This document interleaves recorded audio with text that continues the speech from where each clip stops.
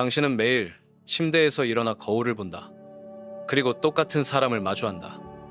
어제와 똑같은 꿈을 품고 있지만 어제와 똑같이 아무것도 하지 않는 사람을. 시간은 흘러간다. 무자비하게.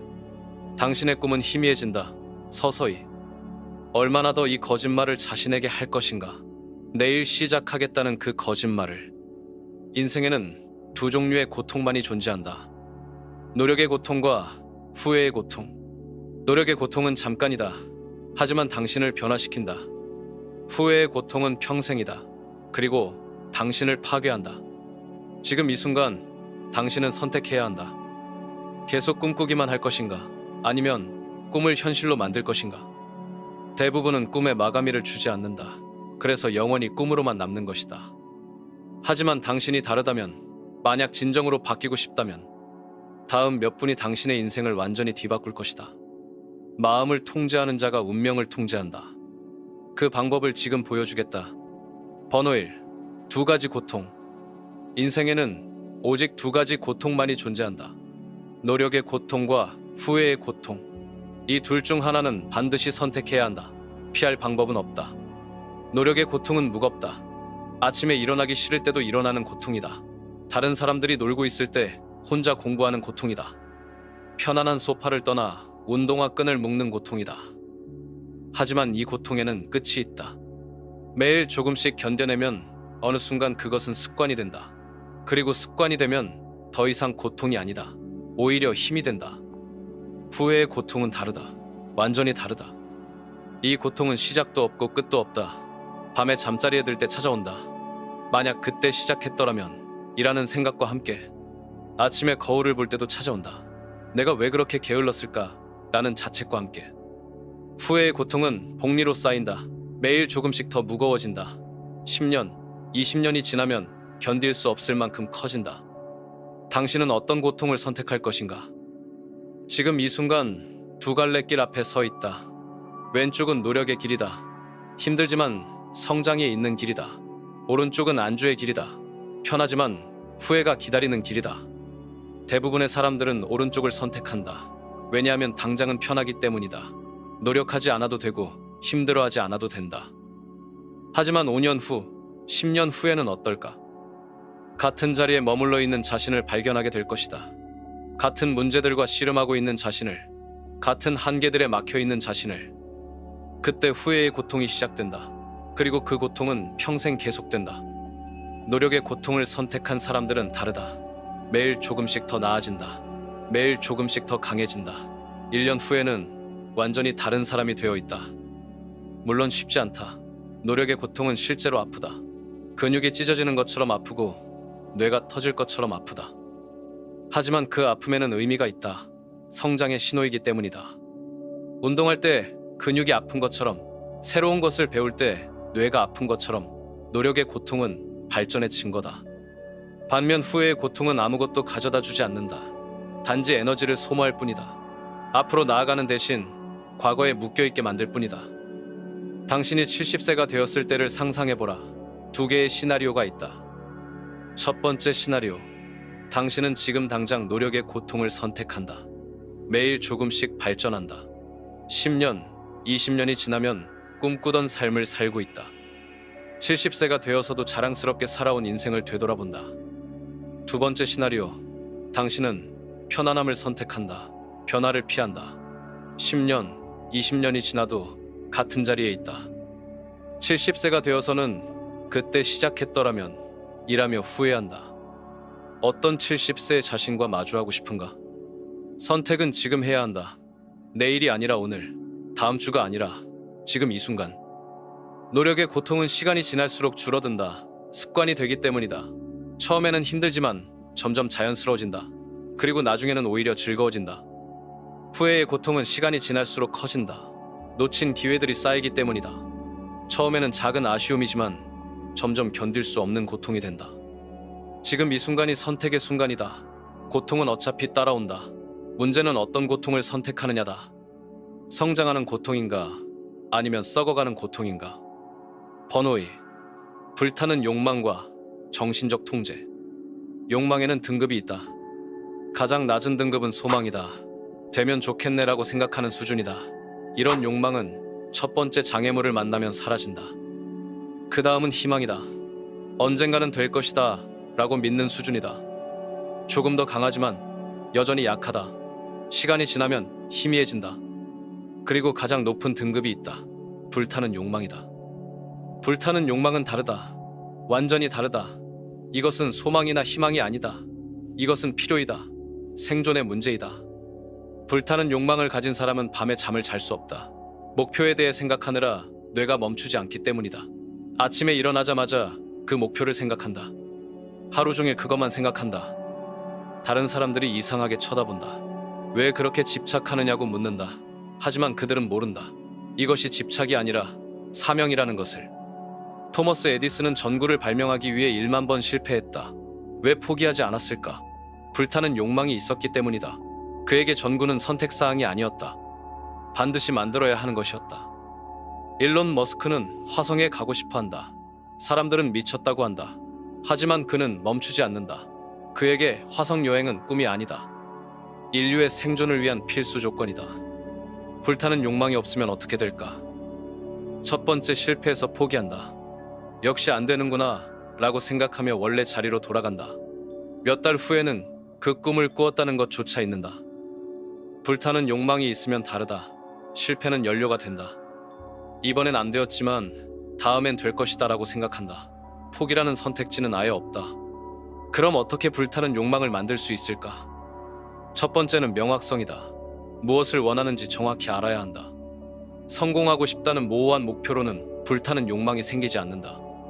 3년 안에 연봉 1억을 달성한다는 구체적인 목표여야 한다. 두 번째는 이유다. 왜 그것을 원하는지 알아야 한다. 그리고 그 이유가 절실해야 한다. 부모님을 편하게 해드리고 싶다.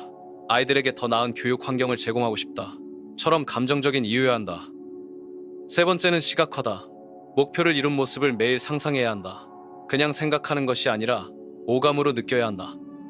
그 순간의 기쁨을, 주변 사람들의 박수를, 성취감을 생생하게 느껴야 한다. 네 번째는 반복이다. 하루에 수십 번, 수백 번 그 목표를 떠올려야 한다. 아침에 일어나서, 출근길에서, 점심시간에, 잠들기 전에 계속 생각해야 한다. 그러면 마법이 일어난다. 잠재의식이 그 목표로 완전히 물든다. 모든 결정이 그 방향으로 향한다. 모든 행동이 그 목표를 위한 것이 된다. 음식을 먹을 때도 이 음식이 내 목표 달성에 도움이 될까를 생각한다. 사람들을 만날 때도 이 사람이 내 성장에 도움이 될까를 생각한다. 이것이 정신적 통제의 힘이다. 마음을 통제하는 자가 인생을 통제한다. 마음을 통제하지 못하는 자는 환경에 의해 통제당한다. 대부분의 사람들은 마음이 이끄는 대로 산다. 기분이 좋으면 일하고 기분이 나쁘면 쉰다. 동기가 있을 때는 노력하고 동기가 없을 때는 포기한다. 하지만 성공한 사람들은 다르다. 마음을 통제한다. 기분에 상관없이 해야 할 일을 한다. 감정에 휘둘리지 않고 목표를 향해 나아간다. 어떻게 마음을 통제할 수 있을까? 지배적 사고를 만들어야 한다. 하루 종일 같은 생각을 반복하는 것이다. 다른 생각이 들어올 틈을 주지 않는 것이다. 부정적인 생각이 들어오면 즉시 차단한다. 안 될 거야 라는 생각 대신 반드시 될 것이다로 바꾼다. 너무 어려워라는 생각 대신 조금씩 해나가면 된다로 바꾼다. 이것을 매일 매 순간 반복한다. 처음에는 어렵다. 오랜 습관을 바꾸는 것이기 때문이다. 하지만 계속하면 새로운 습관이 된다. 그리고 어느 순간 불타는 욕망이 당신의 정체성이 된다. 당신은 더 이상 꿈을 꾸는 사람이 아니다. 꿈을 실현하는 사람이다. 번호 3. 명확한 목표와 마감일의 중요성. 꿈과 목표는 완전히 다른 것이다. 꿈은 구름 위에 떠 있다. 아름답지만 잡을 수 없다. 목표는 땅 위에 있다. 구체적이고 측정 가능하다. 성공하고 싶다는 꿈이다. 2년 안에 부업으로 월 300만 원을 벌겠다는 목표다. 행복하게 살고 싶다는 꿈이다. 매일 30분씩 운동해서 10kg을 감량하겠다는 목표다. 꿈은 언제까지인지 알 수 없다. 언젠가는, 나중에, 기회가 되면 이라는 막연한 시간 개념이 붙어 있다. 목표는 정확한 날짜가 있다. 2024년 12월 31일까지 6개월 안에 다음 달 말까지처럼. 이 차이가 모든 것을 결정한다. 뇌는 마감일이 있는 일만 진지하게 받아들인다. 마감일이 없으면 급하지 않은 일로 분류해버린다. 그리고 급하지 않은 일은 영원히 뒤로 밀린다. 학교 시절을 생각해보라. 시험 날짜가 정해지면 어떻게 됐는가? 갑자기 공부가 시급해진다. 다른 모든 일들이 뒤로 밀린다. 시험이 일주일 앞으로 다가오면 잠도 줄여가며 공부한다. 만약 시험 날짜가 정해지지 않았다면 어떻게 됐을까? 나중에 공부해야지 라고 생각하며 계속 미뤘을 것이다. 영원히. 목표도 마찬가지다. 마감일이 있어야 뇌가 움직인다. 올해 안에 책을 한 권 쓰겠다고 정하면 뇌는 12개월의 시간을 계산한다. 한 달에 몇 페이지를 써야 하는지, 하루에 몇 시간을 투자해야 하는지 자동으로 계산한다. 언젠가 책을 쓰고 싶다고 생각하면 뇌는 아무것도 계산하지 않는다. 그냥 꿈으로 분류하고 잊어버린다. 마감일의 힘은 여기서 끝나지 않는다. 마감일은 긴장감을 만든다. 적당한 스트레스를. 그리고 이 스트레스가 행동을 만든다. 마감일이 멀리 있을 때는 여유롭다. 시간이 많으니까 천천히 해도 된다고 생각한다. 하지만 마감일이 가까워질수록 속도가 빨라진다. 마지막 일주일에는 폭발적인 에너지가 나온다. 이것을 역설계에 활용할 수 있다. 큰 목표를 작은 목표들로 나누는 것이다. 1년 목표를 12개의 월간 목표로, 월간 목표를 4개의 주간 목표로, 주간 목표를 7개의 일일 목표로 나누는 것이다. 그러면 매일 달성해야 할 구체적인 과제가 생긴다. 그리고 매일 마감일이 있다. 오늘 해야 할 일을 내일로 미룰 수 없다. 그러면 전체 계획이 무너지기 때문이다. 예를 들어보자. 1년 안에 새로운 기술을 배워서 이직하겠다는 목표가 있다면 1. 3개월 해당 기술 기초과정 수강 4. 6개월 실습 프로젝트 3개 완성 7. 9개월 포트폴리오 제작 및 이력서 준비 10. 12개월 지원 및 면접 준비 각 3개월마다 명확한 결과물이 있다. 그리고 매달 점검할 수 있는 세부 목표가 있다. 이렇게 하면 1년이라는 긴 시간도 관리 가능해진다. 큰 목표가 작은 일상의 행동들로 바뀐다. 하지만 여기서 중요한 것이 있다. 현실적인 마감일을 설정해야 한다는 것이다. 너무 빡빡한 마감일은 스트레스만 만든다.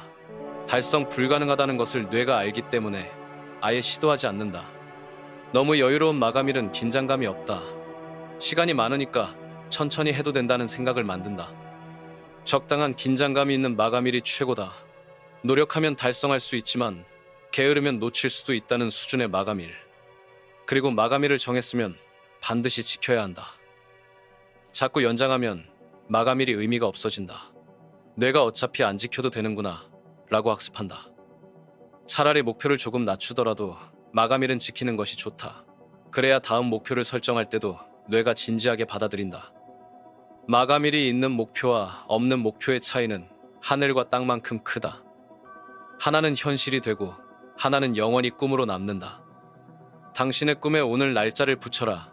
그 순간 꿈이 목표가 된다. 번호사, 마감일과 생산성.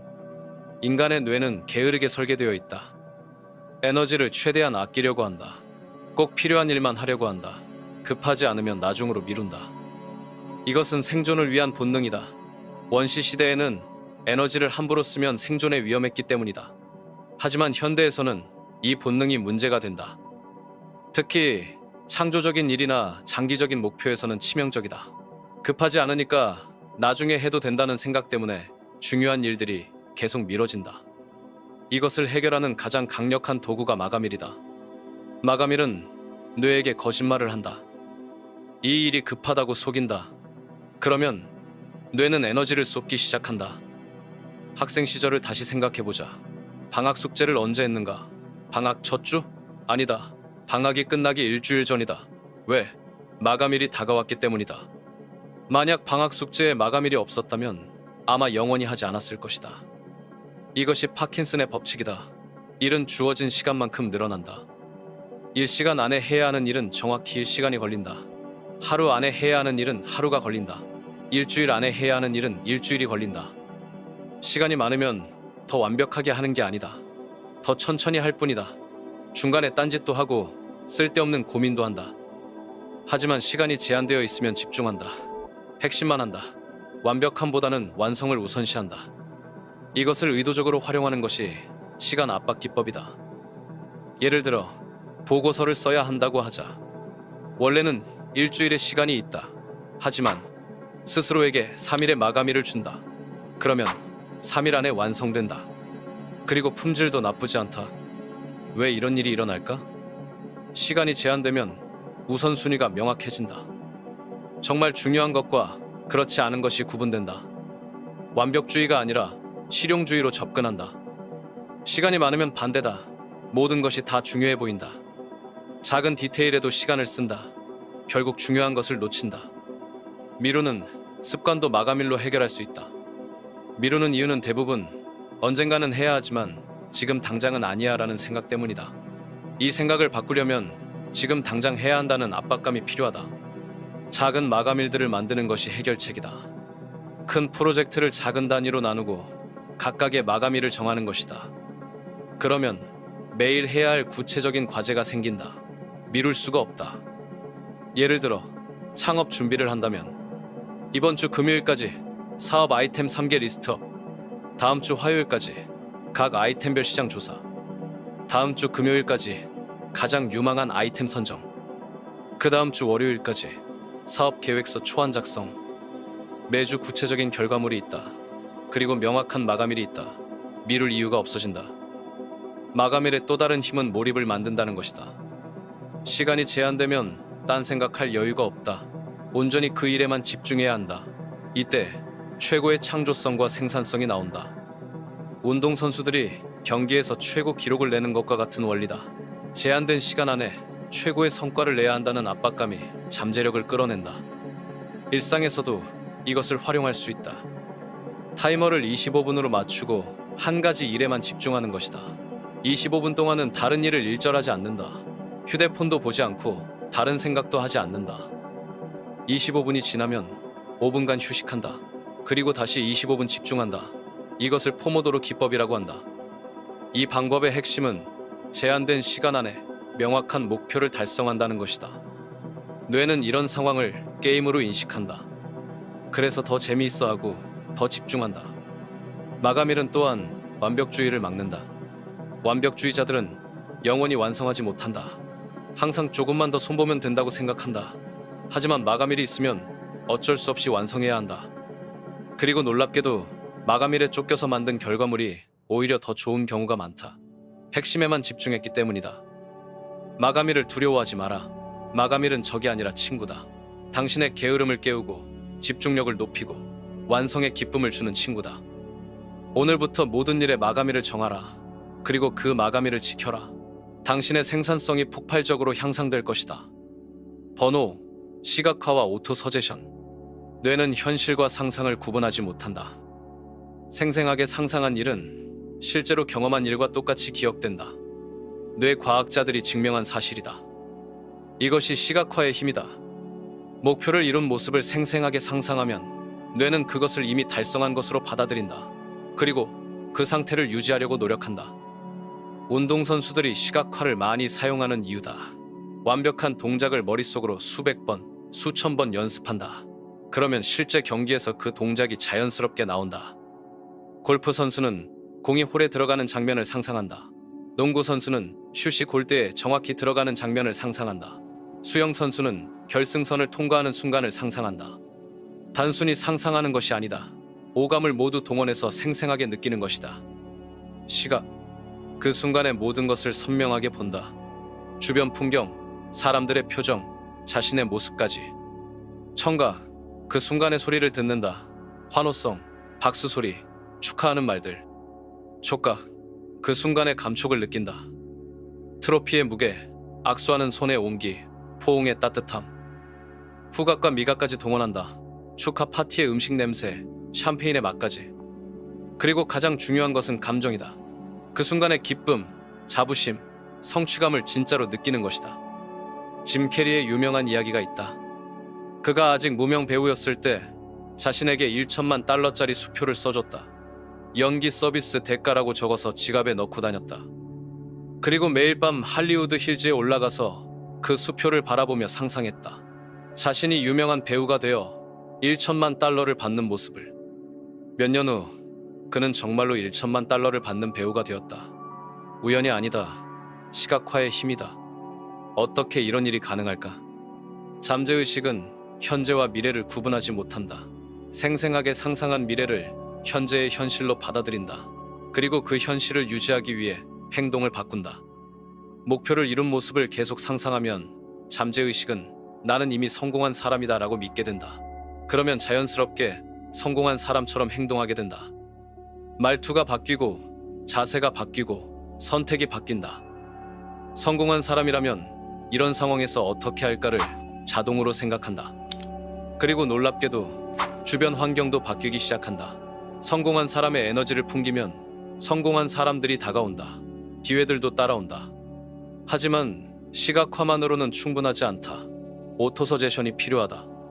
오토서제션은 자기 자신에게 긍정적인 메시지를 반복적으로 들려주는 것이다. 자기 최면의 일종이다.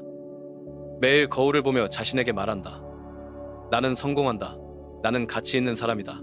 나는 목표를 달성할 능력이 있다. 처음에는 거짓말 같다. 무슨 소리야. 나는 아직 아무것도 이루지 못했는데 라고 생각한다. 하지만 계속 반복하면 뇌가 그것을 믿기 시작한다. 뇌는 자주 듣는 말을 진실로 받아들이는 경향이 있다. 광고가 효과적인 이유도 이것이다. 같은 메시지를 수십 번, 수백 번 반복하면 사람들이 그것을 믿게 된다. 자신에게도 긍정적인 광고를 해주는 것이다. 오토서제션을 할 때 중요한 것은 감정을 담는 것이다. 기계적으로 말하면 효과가 없다. 진짜로 믿는다는 느낌으로 말해야 한다. 그리고 현재형으로 말해야 한다. 나는 성공할 것이다가 아니라 나는 성공한다. 미래가 아니라 현재의 사실로 선언하는 것이다. 가능하면 구체적으로 말하는 것이 좋다. 나는 성공한다 보다는 나는 2025년 12월까지 연봉 1억을 달성한다가 더 효과적이다. 시각화와 오토서제션을 결합하면 더 강력해진다. 아침에 일어나서 목표를 이룬 모습을 5분간 생생하게 상상한다. 그리고 거울을 보며 긍정적인 선언을 10번 반복한다. 밤에 잠들기 전에도 똑같이 한다. 하루를 시각화로 시작해서 시각화로 끝내는 것이다. 이것을 매일 반복하면 3개월 후에는 완전히 다른 사람이 되어 있다. 생각이 바뀌고 행동이 바뀌고 결과가 바뀐다. 주변 사람들이 무언가 달라졌다고 말할 것이다. 더 자신감 있어 보이고 더 당당해 보인다고. 이것이 시각화와 오토서제션의 마법이다. 안에서부터 변화가 시작되어 밖으로 퍼져나가는 것이다. 지금 당장 시작하라. 오늘 밤부터 당신의 목표를 생생하게 상상하고 내일 아침부터 거울을 보며 긍정적으로 선언하라. 한 달만 해보라. 당신 자신도 놀랄 것이다. 번호 6. 마스터마인드 그룹과 네트워킹. 당신이 함께 시간을 보내는 5명의 평균이 바로 당신이다. 이것은 단순한 격언이 아니다. 과학적 사실이다. 인간의 뇌는 주변 환경에 자동으로 적응한다. 가치 있는 사람들의 생각, 말투, 행동, 습관을 무의식적으로 따라한다. 부정적인 사람들과 시간을 보내면 부정적이 된다. 불평불만을 늘어놓는 사람들과 있으면 불평불만이 늘어난다. 게으른 사람들과 있으면 게을러진다. 반대로 긍정적인 사람들과 시간을 보내면 긍정적이 된다. 목표 지향적인 사람들과 있으면 목표 지향적이 된다. 성공한 사람들과 있으면 성공 마인드가 생긴다. 이것이 환경의 힘이다. 아무리 의지가 강해도 환경을 이기기는 어렵다. 물이 아래로 흐르는 것처럼 인간도 주변 환경에 맞춰진다. 그렇다면 해결책은 명확하다. 환경을 바꾸는 것이다. 더 정확히는 함께하는 사람들을 바꾸는 것이다. 마스터마인드 그룹이 바로 그 해답이다. 마스터마인드 그룹은 비슷한 목표를 가진 사람들이 모여서 서로를 돕는 모임이다.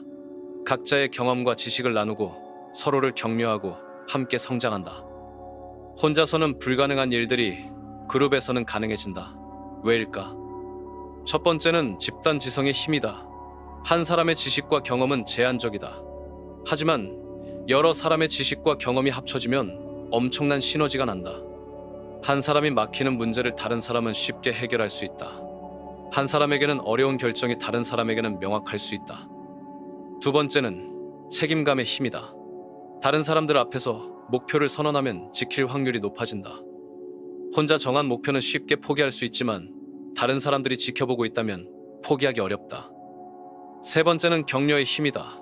힘들 때 혼자 견디는 것은 어렵다. 하지만 같은 길을 걸어가는 동료들이 있으면 다르다. 서로 격려하고 응원하며 어려운 시기를 견뎌낸다. 네 번째는 네트워킹의 힘이다. 각자가 가진 인맥과 기회를 나눌 수 있다. 한 사람에게는 필요 없는 기회가 다른 사람에게는 절실할 수 있다. 라이트 형제를 생각해보라. 그들이 비행기를 발명할 수 있었던 것은 혼자만의 힘이 아니었다. 자전거 정비소에서 함께 일하는 동료들, 기계에 관심 있는 친구들과 끊임없이 아이디어를 나눴다. 앤드류 카네기는 어떨까? 그는 철강 사업에서 성공했지만 혼자서는 불가능했을 것이다. 유능한 관리자들, 기술자들, 사업가들과 마스터마인드 그룹을 형성했다. 각자의 전문성을 결합해서 거대한 제국을 건설했다. 현대에 성공한 기업가들도 마찬가지다. 빌 게이츠는 폴 앨런과 함께 마이크로소프트를 시작했다. 스티브 잡스는 스티브 워즈니악과 함께 애플을 만들었다. 혼자서는 한계가 있다. 하지만 올바른 사람들과 함께하면 한계가 사라진다. 그럼 어떻게 마스터마인드 그룹을 만들 수 있을까? 첫 번째는 목표가 비슷한 사람들을 찾는 것이다. 창업을 준비하는 사람들끼리, 투자를 공부하는 사람들끼리, 건강관리에 관심 있는 사람들끼리 모이는 것이다. 두 번째는 정기적으로 만나는 것이다. 한 달에 한 번 또는 일주일에 한 번씩 만나서 진행 상황을 공유한다. 어떤 문제가 있는지, 어떤 도움이 필요한지 이야기한다. 세 번째는 서로에게 솔직한 피드백을 주는 것이다. 친구 사이에서는 어려운 이야기를 하기 어렵다. 하지만 성장을 목표로 하는 그룹에서는 직설적인 조언이 필요하다. 네 번째는 기여의 마음가짐을 갖는 것이다. 받기만 하려고 하면 그룹이 망한다. 자신의 경험과 지식을 아낌없이 나누려는 마음가짐이 있어야 한다. 마스터마인드 그룹에 참여하기 전과 후는 완전히 다르다. 혼자 고민하던 문제들이 쉽게 해결된다. 혼자서는 몰랐던 기회들을 알게 된다. 혼자서는 포기했을 일들을 끝까지 해낸다. 가장 중요한 것은 사고방식의 변화다. 나 혼자서도 할 수 있다는 생각에서 함께하면 더 잘할 수 있다는 생각으로 바뀐다. 이것이 성공한 사람들의 공통점이다. 그들은 혼자서 모든 것을 하려고 하지 않는다. 최고의 사람들과 팀을 이루어 함께 성취한다. 오늘부터 당신의 인맥을 점검해보라. 당신을 끌어올리는 사람들과 시간을 보내고 있는가? 아니면 당신을 끌어내리는 사람들과 시간을 보내고 있는가?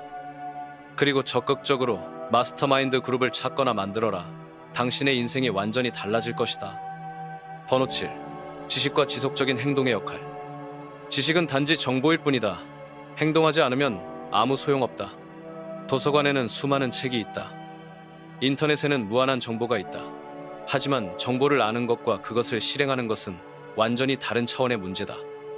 운동법을 아는 것과 실제로 운동하는 것, 투자 이론을 아는 것과 실제로 투자하는 것, 창업 방법을 아는 것과 실제로 창업하는 것, 천지 차이다. 세상에는 두 종류의 사람이 있다. 아는 사람과 하는 사람. 아는 사람은 많다. 책을 읽고 강의를 듣고 유튜브를 본다. 머릿속에 엄청난 양의 정보를 저장한다. 다른 사람들에게 조언도 잘한다.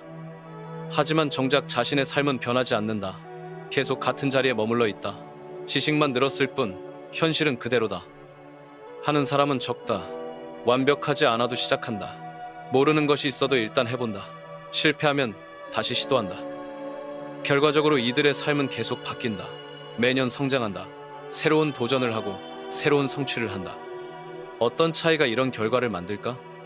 행동하는 사람들은 불완전함을 받아들인다. 100%를 알 때까지 기다리지 않는다. 70%만 알아도 시작한다. 나머지 30%는 하면서 배운다. 행동하지 않는 사람들은 완벽을 추구한다. 모든 것을 다 알고 싶어 한다. 실패할 가능성을 0%로 만들고 싶어 한다. 그래서 영원히 준비만 한다. 하지만 현실은 어떤가? 실제로 해보지 않으면 절대 알 수 없는 것들이 있다. 책에는 나와 있지 않은 변수들이 있다. 직접 경험해야만 배울 수 있는 것들이 있다. 창업을 예로 들어보자. 창업책을 100권 읽어도 실제 창업의 어려움은 모른다. 고객의 반응, 시장의 변화, 경쟁사의 움직임은 직접 사업을 해봐야 안다. 반대로 작은 사업이라도 한번 해본 사람은 안다. 어떤 것들이 중요한지, 어떤 것들은 신경 쓸 필요 없는지를. 이것이 경험의 힘이다. 경험은 지식을 지혜로 바꾼다. 이론을 현실로 바꾼다. 가능성을 결과로 바꾼다. 그럼 어떻게 행동하는 사람이 될 수 있을까? 첫 번째는 작게 시작하는 것이다. 거대한 계획을 세우면 부담스럽다. 시작하기가 어렵다. 작은 행동부터 시작하라. 책을 쓰고 싶다면 매일 500자씩 쓰기. 운동을 하고 싶다면 매일 10분씩 걷기. 새로운 기술을 배우고 싶다면 매일 20분씩 공부하기. 작은 행동들이 모이면 큰 변화가 된다. 두 번째는 완성보다 시작을 중요하게 생각하는 것이다. 완벽하게 준비될 때까지 기다리지 마라. 준비가 70% 되면 시작하라. 시작하면 보이는 것들이 있다. 계획할 때는 몰랐던 문제들과 기회들을, 그것들을 해결하고 활용하면서 더 나은 결과를 만들어낼 수 있다. 세 번째는 실패를 데이터로 보는 것이다. 실패는 나쁜 것이 아니다. 배움의 기회다. 이 방법은 안 된다는 것을 알았으니 다른 방법을 시도하면 된다. 토머스 에디슨은 전구를 발명하기 위해 1만 번 실패했다. 하지만 그는 1만 번 실패한 것이 아니라 작동하지 않는 방법 1만 가지를 발견한 것이라고 말했다. 커넬 샌더스는 65세에 KFC를 시작했다. 그의 치킨 레시피를 0군데가 넘는 식당에서 거절당했다. 하지만 포기하지 않고 계속 시도했다. 결국 성공했다. 이들의 공통점은 무엇인가? 실패해도 계속 행동했다는 것이다. 네 번째는 습관의 힘을 활용하는 것이다. 의지력에만 의존하면 오래 갈 수 없다. 습관을 만들어야 한다. 매일 같은 시간에, 같은 장소에서 같은 행동을 반복하라. 처음에는 의식적으로 해야 하지만 몇 주 후에는 자동으로 하게 된다. 습관이 되면 노력이 필요 없다. 양치질처럼 자연스럽게 하게 된다. 다섯 번째는 진행 상황을 측정하는 것이다. 측정할 수 없으면 관리할 수 없다. 자신의 행동과 결과를 기록하라. 운동을 한다면 몇 분 했는지, 몇 칼로리를 소모했는지 기록하라. 공부를 한다면 몇 시간 했는지, 무엇을 배웠는지 기록하라. 기록하면 발전이 보인다. 발전이 보이면 동기가 생긴다. 동기가 있으면 계속할 수 있다. 지식 없는 행동은 위험하다. 하지만 행동 없는 지식은 무용하다. 둘 다 있어야 한다. 하지만 순서가 중요하다. 먼저 기본적인 지식을 얻은 다음 빠르게 행동으로 옮겨라. 행동하면서 부족한 지식을 보충해라. 이것이 가장 효율적인 학습 방법이다. 오늘부터 당신이 알고 있는 것 중 하나라도 실행에 옮겨라. 완벽하지 않아도 된다. 시작이 반이다. 번호 8. 두려움 극복과 빠른 결정. 두려움은 인간의 가장 큰 적이다. 꿈을 죽이는 것도 두려움이고 기회를 놓치게 하는 것도 두려움이다. 현재에 머물게 하는 것도, 변화를 막는 것도 두려움이다. 하지만 두려움의 정체를 알면 힘이 빠진다. 두려움은 대부분 가짜다. 상상 속에만 존재한다. 만약 실패하면 어떡하지? 만약 거절당하면 어떡하지? 만약 웃음거리가 되면 어떡하지? 모두 아직 일어나지 않은 일들이다. 실제로 일어날 확률도 낮다. 그런데 이런 가상의 상황 때문에 실제 행동을 못한다. 이것은 원시 시대의 생존 본능 때문이다. 위험한 상황을 미리 상상해서 피하는 것이 생존에 유리했다. 하지만 현대에는 이 본능이 오히려 발목을 잡는다. 현대의 위험은 대부분 생명과 관련이 없다. 창업 실패가 생명을 위협하지는 않는다. 고백 거절이 죽음을 의미하지는 않는다. 새로운 도전의 실패가 치명적이지는 않다. 하지만 뇌는 이 모든 것을 생명의 위험으로 인식한다. 그래서 두려워한다. 두려움을 이기는 가장 확실한 방법은 행동이다. 두려운 일을 실제로 해보면 생각보다 별거 아니네 라는 것을 깨닫게 된다. 상상했던 최악의 상황은 일어나지 않는다. 설사 일어나도 견딜만하다. 매일 두려운 일을 하나씩 해보라. 작은 것부터 시작해서 점점 큰 것으로 넘어가라. 모르는 사람에게 말 걸어보기, 새로운 음식 주문해보기, 다른 길로 출근해보기. 작은 것들이지만 두려움을 이기는 연습이 된다. 그 다음에는 조금 더 큰 도전을 해보라. 새로운 취미 시작해보기, 새로운 사람들과 만나기, 새로운 기술 배워보기. 점점 용기가 생긴다. 이것도 할 수 있구나 라는 자신감이 생긴다. 그러면 더 큰 도전도 할 수 있게 된다. 두려움을 이기는 또 다른 방법은 빠른 결정이다. 오래 생각할수록 두려움이 커진다. 온갖 부정적인 시나리오를 상상하게 된다. 그러면 결국 포기하게 된다. 하지만 빠르게 결정하면 두려울 시간이 없다. 생각하기 전에 행동한다. 행동하고 나서 조정한다. 물론 신중함도 필요하다. 하지만 대부분의 결정은 되돌릴 수 있다. 생각보다 위험하지 않다. 그렇다면 빨리 결정하고 빨리 시도하는 것이 낫다. 헨리 포드는 이렇게 말했다.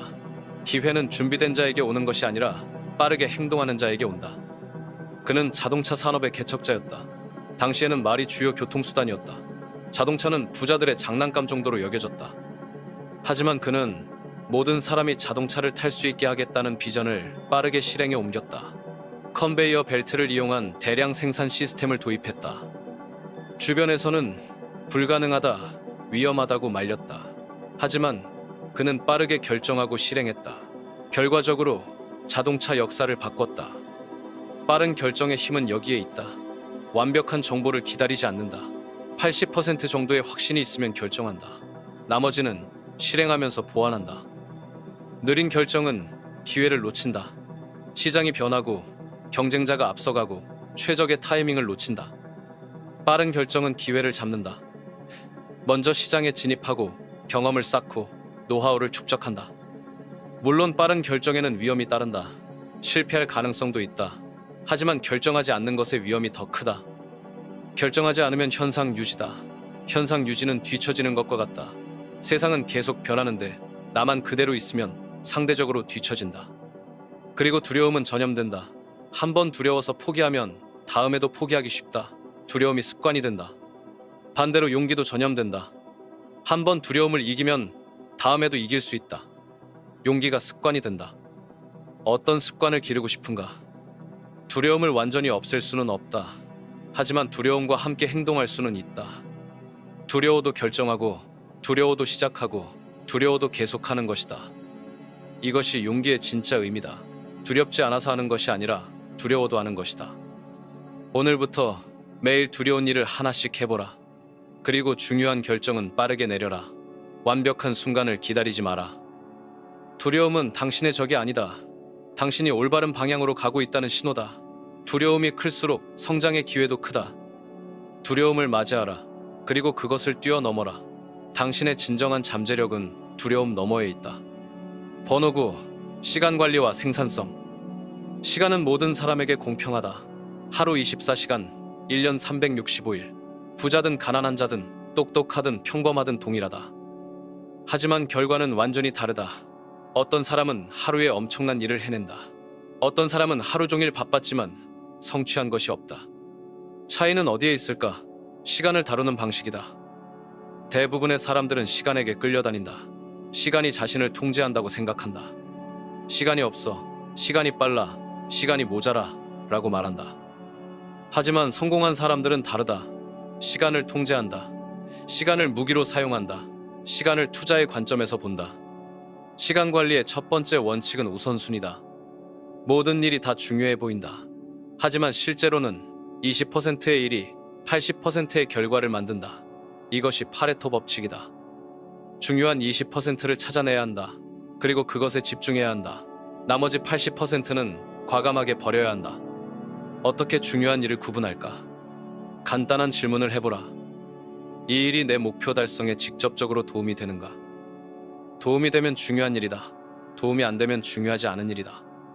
아무리 긴급해 보여도, 아무리 재미있어 보여도 목표와 관련이 없으면 과감하게 거절하라. 두 번째 원칙은 시간 블로킹이다. 하루를 작은 시간 단위로 나누어서 각각의 특정한 일을 배정하는 것이다. 90시는 이메일 처리, 12시는 중요한 프로젝트 작업, 2시는 점심 및 휴식, 이런 식으로. 시간 블로킹을 하면 집중도가 높아진다. 지금 이 시간에는 이 일만 한다는 것이 명확하기 때문이다. 다른 일에 신경 쓸 필요가 없다. 또한 시간 낭비를 막아준다. 지금 뭘 할까? 라고 고민할 시간이 없다. 이미 정해져 있으니까. 세 번째 원칙은 몰입의 시간을 확보하는 것이다. 얕은 작업과 깊은 작업은 다르다. 얕은 작업은 멀티태스킹이 가능하다. 이메일 확인, 전화 받기, 간단한 사무 처리 같은 것들. 하지만 깊은 작업은 완전한 집중이 필요하다. 창작 활동, 복잡한 문제 해결, 전략 수립 같은 것들. 이런 일들이 진짜 성과를 만든다. 깊은 작업을 위해서는 방해받지 않는 시간을 확보해야 한다. 최소 2시간, 가능하면 4시간의 연속된 시간이 필요하다. 이 시간에는 휴대폰을 끄고 이메일을 확인하지 않고 다른 사람의 방해를 받지 않는다. 오직 한 가지 일에만 몰입한다. 네 번째 원칙은 포모도로 기법의 활용이다. 25분 집중하고 5분 휴식하는 방식이다. 짧은 시간이지만 완전히 집중한다. 25분 동안은 다른 일을 일절하지 않는다. 왜 25분일까? 인간의 집중력 한계 때문이다. 너무 긴 시간을 설정하면 집중이 어렵다. 너무 짧으면 몰입하기 어렵다. 25분이 최적이다. 5분 휴식 시간도 중요하다. 뇌를 재충전하는 시간이다. 이때는 완전히 쉬어야 한다. 다른 일을 하면 안 된다. 5번째 원칙은 방해 요소의 차단이다. 현대인의 가장 큰 적은 산만함이다. 휴대폰 알림, 소셜미디어, 불필요한 회의, 동료의 잡담, 이런 것들이 집중력을 파괴한다. 이런 방해 요소들을 의식적으로 차단해야 한다. 휴대폰은 다른 방에 두고, 소셜미디어는 특정 시간에만 확인하고, 불필요한 회의는 거절하고, 집중 시간에는 동료들에게 방해하지 말라고 요청한다. 처음에는 불편할 수 있다. 하지만 곧 익숙해진다. 그리고 생산성이 폭발적으로 향상되는 것을 경험한다. 6번째 원칙은 에너지 관리다. 시간을 관리하는 것만큼 중요한 것이 에너지를 관리하는 것이다. 시간은 있어도 에너지가 없으면 아무것도 할 수 없다. 하루 중 언제 에너지가 가장 높은가? 대부분의 사람들은 아침이다. 그렇다면 가장 중요한 일을 아침에 해야 한다. 에너지가 낮을 때는 쉬운 일들을 한다. 이메일 확인, 자료 정리, 간단한 사무 처리 같은 것들. 에너지를 보충하는 방법도 알아야 한다. 충분한 수면, 규칙적인 운동, 건강한 식사. 이런 것들이 지속적인 에너지를 만든다. 7번째 원칙은 완성주의다. 완벽주의와 완성주의는 다르다. 완벽주의는 100%를 추구한다. 완성주의는 80%에서 완성하고 다음으로 넘어간다. 완벽주의자들은 하나의 일에 너무 많은 시간을 쓴다. 결국 중요한 다른 일들을 못한다. 완성주의자들은 여러 개의 일을 효율적으로 완성한다. 80%의 완성도로 10개의 일을 하는 것이 100%의 완성도로 5개의 일을 하는 것보다 낫다. 시간은 생명이다. 시간을 잃는 것은 생명을 잃는 것이다. 시간을 효율적으로 사용하는 것은 생명을 효율적으로 사용하는 것이다. 오늘부터 당신의 시간 사용 패턴을 점검해보라. 시간을 통제하고 있는가? 아니면 시간에게 통제당하고 있는가? 시간의 주인이 되라. 그러면 인생의 주인이 될 수 있다. 번호 10. 기여와 에너지의 흐름. 우주에는 보이지 않는 법칙이 있다. 기브 앤 테이크의 법칙이다. 주는 만큼 받는다. 더 정확히는 주는 것보다 더 많이 받는다. 이것은 미신이 아니다. 실제로 작동하는 자연의 법칙이다. 하지만 대부분의 사람들은 받기만 하려고 한다. 다른 사람으로부터 도움을 받고, 지식을 받고, 기회를 받으려고 한다. 주는 것에는 인색하다. 이런 사람들은 결국 고립된다. 사람들이 피한다. 기회도 오지 않는다. 에너지의 흐름이 막혀버린다. 반대로 먼저 주는 사람들은 어떨까? 놀랍게도 더 많이 받는다. 사람들이 도움을 주려고 한다. 기회들이 몰려온다. 에너지의 흐름이 활발해진다. 왜 이런 일이 일어날까? 첫 번째는 호혜성의 원리 때문이다. 인간은 본능적으로 받은 만큼 돌려주려고 한다. 누군가가 나에게 도움을 주면 나도 그 사람을 도와주고 싶어진다. 두 번째는 평판의 힘이다. 다른 사람을 많이 도와주는 사람은 좋은 평판을 얻는다. 그러면 더 많은 사람들이 그 사람과 관계를 맺고 싶어 한다. 세 번째는 네트워크 효과다. 도움을 받은 사람들이 그 사람을 다른 사람들에게 소개한다. 네트워크가 기하급수적으로 확장된다. 앤드류 카네기가 좋은 예다. 그는 미국 역사상 가장 부유한 사람 중 하나였다. 하지만 그는 자신의 재산을 거의 다 기부했다. 도서관, 학교, 병원을 짓는 데 썼다. 사람들은 그를 미쳤다고 했다. 왜 힘들게 번 돈을 남에게 주느냐고 물었다. 하지만 그는 계속 기부했다. 결과는 어떻게 됐을까? 그의 영향력은 더 커졌다.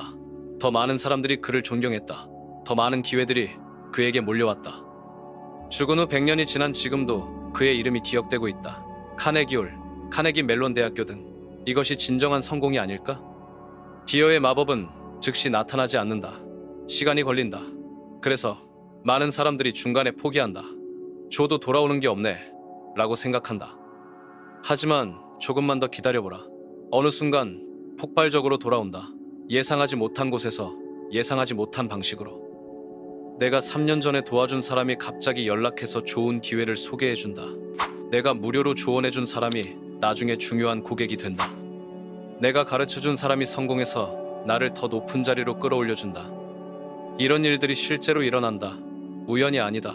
기여의 법칙이다. 그럼 어떻게 기여할 수 있을까? 첫 번째는 지식을 나누는 것이다. 당신이 알고 있는 것을 다른 사람들에게 가르쳐라. 블로그를 쓰거나 강의를 하거나 멘토링을 하라. 내가 아는 게 별로 없는데 뭘 가르쳐? 라고 생각할 수 있다.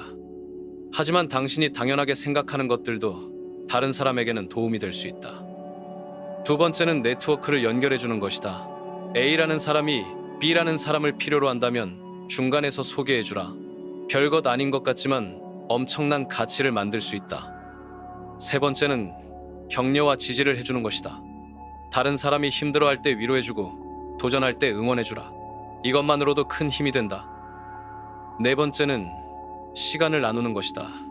바쁘더라도 다른 사람의 이야기를 들어주라. 조언을 구하는 사람이 있으면 시간을 내서 도와주라. 다섯 번째는 기회를 나누는 것이다.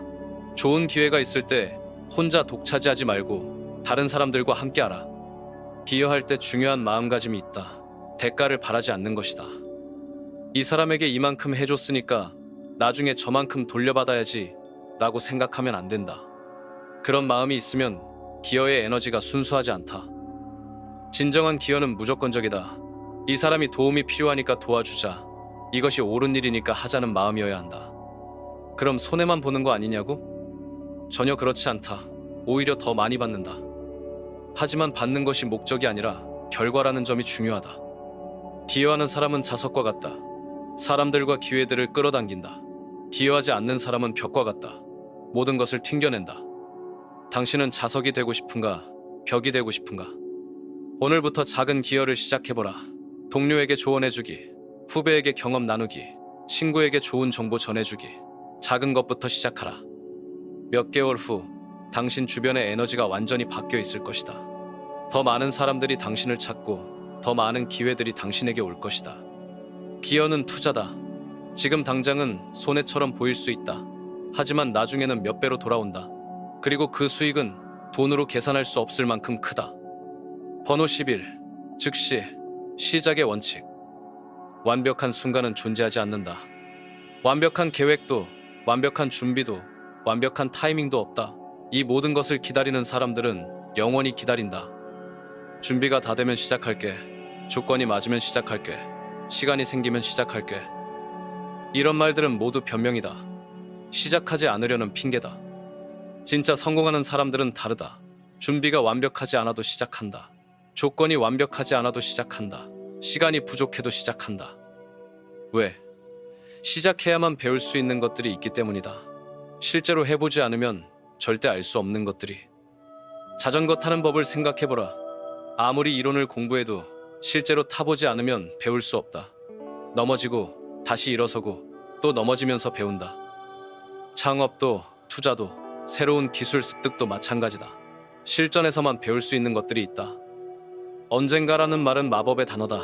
아름답게 들리지만 아무것도 만들어내지 않는다. 언젠가 창업할 거야. 언젠가 책을 쓸 거야. 언젠가 다이어트를 할 거야. 언젠가는 영원히 오지 않는다. 오늘이 언젠가다. 시작을 미루는 이유들을 살펴보자. 첫 번째는 완벽주의다. 모든 준비가 완료되면 시작하겠다는 생각. 하지만 완벽한 준비는 불가능하다. 항상 부족한 것이 있다. 항상 더 배워야 할 것이 있다. 두 번째는 두려움이다. 실패하면 어떻게 하지? 라는 걱정. 하지만 시작하지 않으면 성공할 가능성도 0%다. 시작해야 성공할 가능성이 생긴다. 세 번째는 핑계다. 시간이 없다. 돈이 없다. 경험이 없다. 하지만 이런 것들은 시작하면서 해결할 수 있는 문제들이다. 네 번째는 편안함에 대한 중독이다. 현재 상태가 불만족스럽지만 익숙하다. 변화는 불편하다. 그래서 현상 유지를 선택한다. 이 모든 이유들을 뛰어넘는 방법이 있다. 바로 작게 시작하는 것이다. 거대한 목표를 세우면 부담스럽다. 시작하기 어렵다. 하지만 작은 목표를 세우면 쉽다. 부담이 적다. 책을 쓰고 싶다면 한 페이지부터 시작하라. 운동을 하고 싶다면 10분부터 시작하라. 새로운 언어를 배우고 싶다면 하루 5개 단어부터 시작하라. 작은 시작이 큰 변화를 만든다. 왜? 첫 번째는 모멘텀 때문이다. 물체가 움직이기 시작하면 계속 움직이려는 성질이 있다. 인간도 마찬가지다. 일단 시작하면 계속하게 된다. 두 번째는 자신감 때문이다.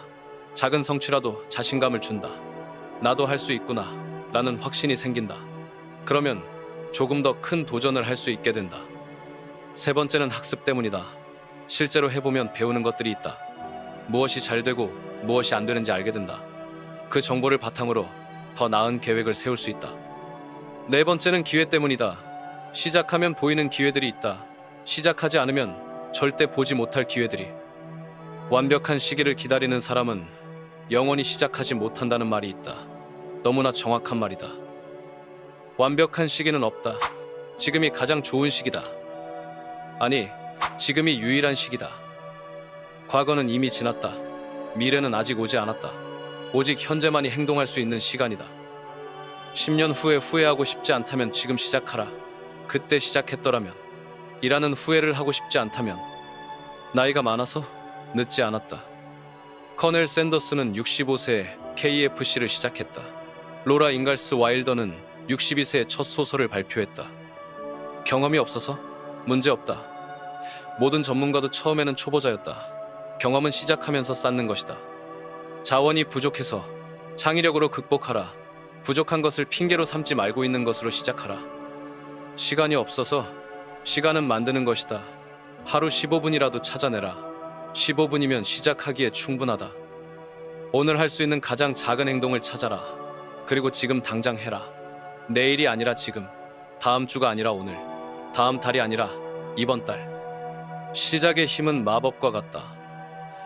한 번 시작하면 모든 것이 바뀌기 시작한다. 생각이 바뀌고 행동이 바뀌고 결과가 바뀐다. 더 이상 미루지 마라. 더 이상 핑계대지 마라. 더 이상 기다리지 마라. 지금이 바로 그 순간이다. 당신의 새로운 인생이 시작되는 순간이다. 이 모든 원칙들, 이 모든 진실들이 지금 당신 앞에 펼쳐져 있다. 두 가지 고통의 선택, 불타는 욕망의 힘, 마감일이 주는 긴박감, 시각화가 만드는 현실, 마스터마인드의 시너지, 행동이 가져오는 변화, 기여가 만드는 풍요. 하나하나가 단순한 개념이 아니다. 당신의 운명을 바꿀 수 있는 살아있는 도구들이다. 하지만 도구는 그저 도구일 뿐이다.